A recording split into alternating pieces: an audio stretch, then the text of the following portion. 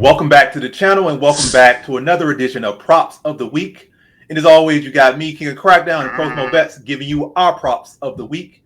And in this edition of Props of the Week, we are doing UFC Fight Night, the Ritter versus Allen. So without further ado, no beating around the bush, let's get right to our Props of the Week. So first prop is Holland by KO or sub at plus 180. Holland, he's always reliable and unreliable, but the moment he's a dog, he shows up a lot of times. Unless it's like a real big, heavier grappler at middleweight or some premier striker, which I don't think Mayotte is any of those things. He's not a premier striker at the weight class. He's not a bigger grappler. He's like a small guy. I really feel like Mayotte can make lightweight, if I'm being honest. He probably just feel like it's healthier for him to fight at welterweight, but his frame is definitely a lightweight. He wouldn't even be a big lightweight, to be honest. So I feel like Holland will be able to use his reach, but to catch Mayotte has not shown any tough. Holland, he dropped the ball a lot, but he has shown to be tough. His mindset might not be the best, but it's kind of hard to finish again unless you're like a big. When he really got finished, has been against bigger grapplers, like middleweight grapplers, like Hamza Chimaev coming in like 205 and grappling him. And again, big grapplers and premier grapplers, like world championship level grapplers, and they're much bigger. That's people that really finished him. He hasn't been like knocked out. We see him hurt in his last fight, like really the first time ever. But again, during the rally, he was hurting and close to getting finished himself in that third round. So Holland is tough. I don't feel like Mayotte's tough. We saw against Magny when he became nail, he instantly wilted. So Holland by KO sub. So Holland this and that plus 180. Again, Holland typically, after upsetting performance like that, he typically shows up in the next fight, especially when the odds are against him. He loves to be the underdog.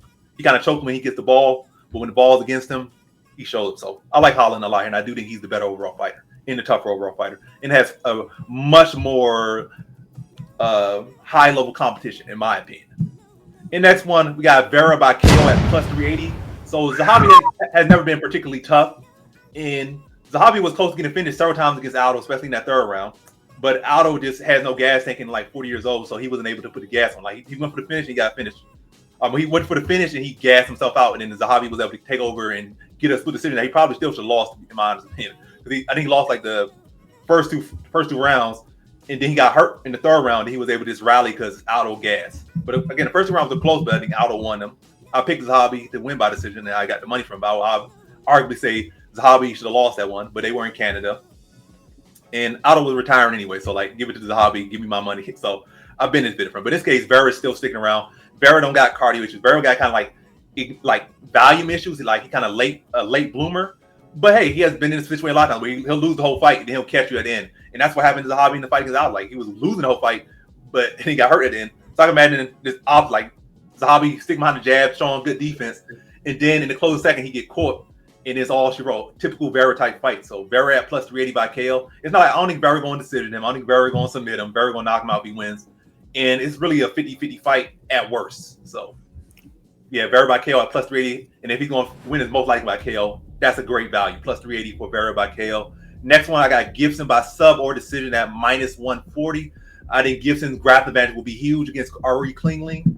And yeah, I don't really respect Ari Klingling striking. His grappling, nothing about him. I think he's a good, tough guy, but his wrestling is very suspect. And Gibson, striking has evolved enough, and he can mix in the wrestling there with his striking and be able to grind him out, whether it's sub or decision. But I think both are very likely. So at minus 140, I like that a lot. And next one, we got Silva Park fighting not to go the distance at minus 150. So both guys are coming off getting finished and taking a lot of damage. And both guys are, going to look to go out there and get finished. They're both finishers. So this fight is likely not to go the distance. And minus 150 is not the greatest value, but for something that's so likely, minus 150 is a great value when you look at the whole context. So Silva versus Park, Bruno Silva versus Hyun Sung Park, not to go the distance at minus 150. I think that's a great value. Last but not least, I got Bakoyev Belgari to go to the distance at plus 180. So Bakoyev is definitely the more well-rounded fighter, and we could look to see him do this in the grappling. But who has he really submitted? Who has he really did it? I feel like Belgari has been working with Pereira, and he also fought, I feel like, in my opinion, a better fighter than Marco Tulio. And Tulio was able to take him down and grind him out, but Tulio wasn't able to ever get no real great ground and pound, no submission. I feel like Tulio's bigger, better than Bakoyev, and has better BJJ than Bakoyev, and he wasn't able to put him out. And Bakoyev, what he really finished? He finished a bunch of chinny guys.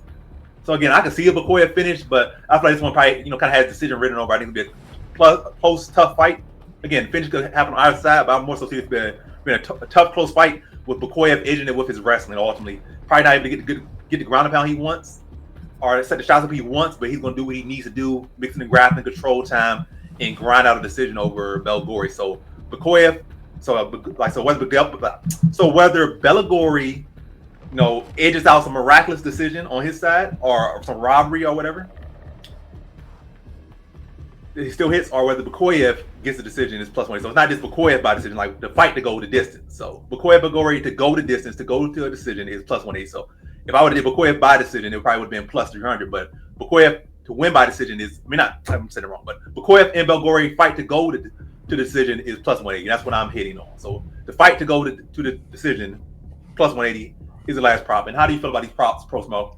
Fire, man. There's so much value on the board, man. It just, how are you not taking KO by sub, Kevin Holland? Kung Fu almost got Wonder Boy out of there had he not been playing with his food, Submitted Luque. Freaking could have had D-Rod, but who knows what the hell happened to Holland in that fight. Crazy. And then you have Marlon Chito Vera. That's a big play right there. Plus 360 on what's, again, like how you said. Yeah, plus 380.